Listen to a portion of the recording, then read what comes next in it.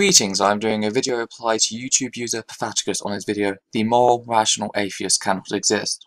I would suggest watching my Atheist Morals, Values and Social Norms video in a separate tab before continuing forth. I will not take time to explain the simple sociological process of moral development in this video. Instead, I wish to skip on to the further psychological process which perfacetus goes on to talk about.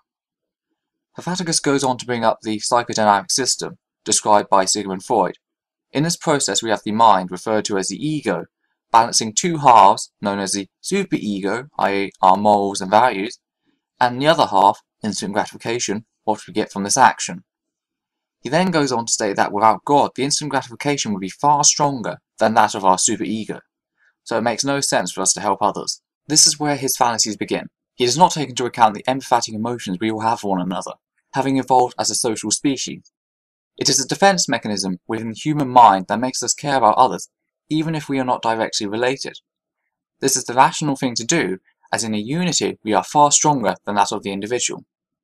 Therefore, it is possible for an atheist to be both moral and rational at the same time.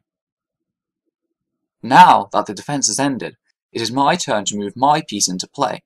I will force you into a headlock that will either A. make you look like a sexist, hateful person, or B. not a true Christian, using the Bible.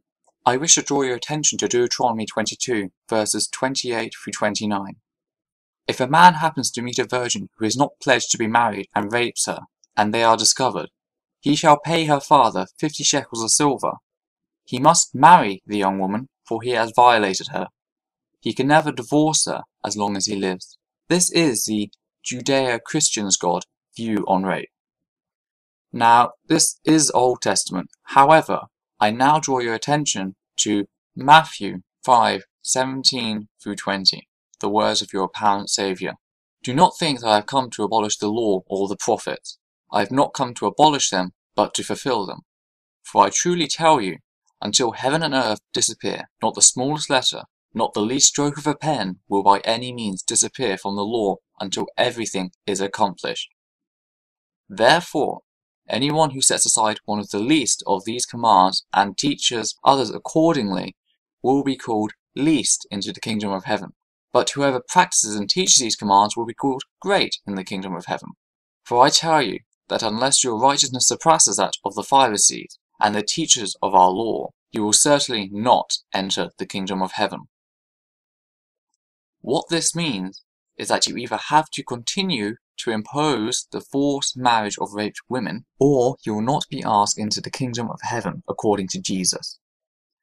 Do you see how it is impossible for you to be Christian and yet moral by modern standards?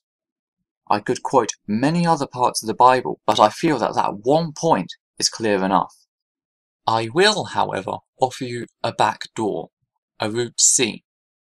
You could admit that your holy book was distorted with the will of a select group of evil men and withdraw all Christian political movements, groups and teachings from public place. That's the only other option for you now. Pick wisely. A, B or C. Thank you for listening. Please rate, comment and subscribe.